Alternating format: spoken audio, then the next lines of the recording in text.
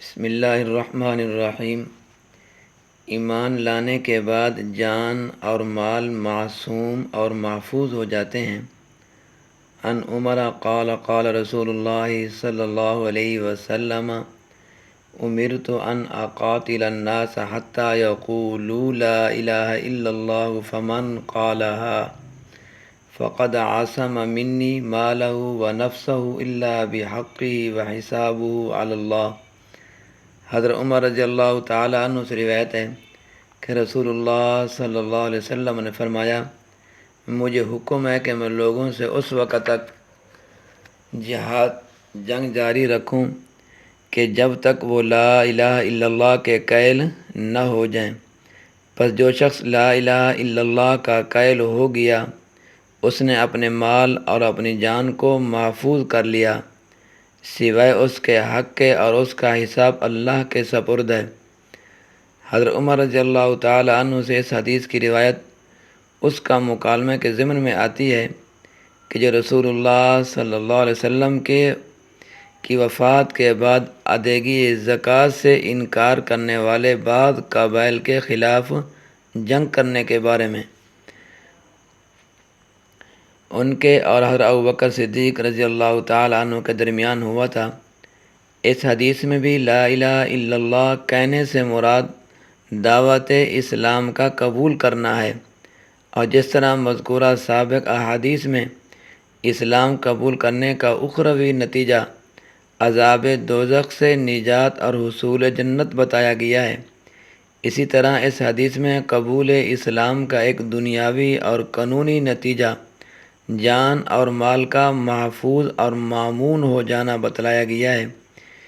اس حدیث میں حضرت صلی اللہ علیہ وسلم نے اسلامی جنگ کے متعلق ایک نہایت اہم اور اصولی اعلان بھی فرمایا ہے، اور وہ یہ کہ ہماری جنگ کا مقصد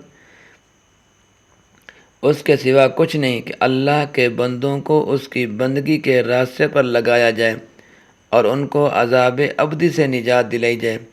لہذا جو کوئی اللہ کے دین کو قبول کر لے اور اللہ ہی کی بندگی کا اقرار کر کے اس کے مقرر کیے ہوئے طریقۂ زندگی یعنی دین اسلام کو اپنا دین بنا لے، اس کے جان اور مال کو ہماری طرف سے کیا ہے؟ بالکل امن ہے۔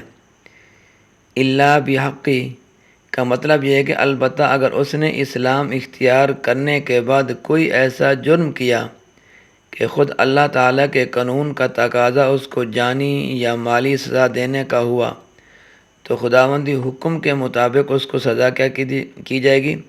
اس کو سزا دی جائے گی، اور لا الہ الا اللہ کہنے اور مسلمان کہلانے کی وجہ سے وہ اس قانونی سزا سے نہیں بچ سکے گا۔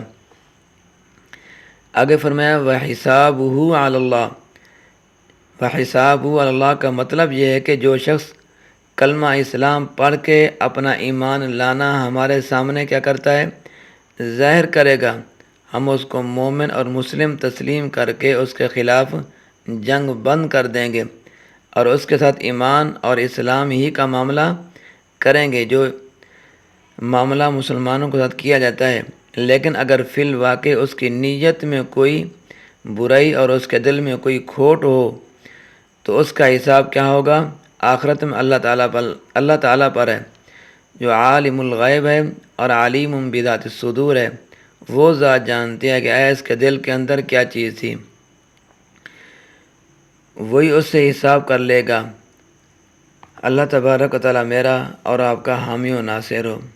جب بھی انسان کلمہ پڑھے تو وہ دل سے بھی اقرار کرے اسلام کا اور زبان سے بھی اقرار کرے۔ جو انسان ظاہری اقرار تو کرتا ہے، ظاہر تو دکھاتا ہے کہ میں مسلمان ہوں، لیکن اس انسان کے اگر کسی انسان کے دل کے اندر ایمان نہیں گیا، ایمان نہیں رچا اور دل سے وہ اقرار نہیں کرتا، دل سے نہیں مانتا، میرے دوستو، وہ اس کا ایمان، اس کا کلمہ اللہ کے ہاں قابل قبول نہیں ہے، کیونکہ اللہ تبارک و تعالیٰ انسان کے دلوں کے بھیج کو جانتے ہیں۔ انہ علیم بذات الصدور۔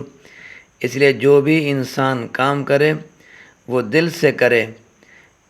حدیث شریف کا مفہوم یہ ہے، حدیث شریف کے اندر رہتا ہے، یعنی جو آدمی نیکی کرتا ہے، جس طرح کے اس کی نیت ہوگی، اگر نیت اس کی اللہ کی رضا کے لیے، اگر اس کی نیکی اللہ کی خوشنودی کے لیے، اللہ کو خوش کرنے کے لیے وہ کام کر رہا ہے تو اس کا اجر بھی بہت زیادہ ہوگا۔ اگر دل کے اندر اس کی نیت اللہ کو راضی کرنے والی نہیں ہے، اللہ کو خوش کرنے والی نیت نہیں ہے، تو برو جو نیکی کر رہے وہی نیکی اس آدمی کے لیے وبال جان بن جائے گی۔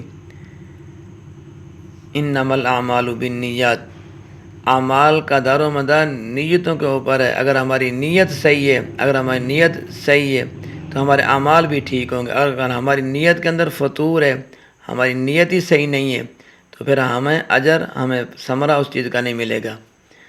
بس دعا کریں اللہ تبارک و تعالیٰ ہمیں اخلاص سے کام کرنے کی توفیق عطا فرمائے۔ اللہ تبارک و تعالیٰ میرا اور آپ کا حامی و ناصر ہو۔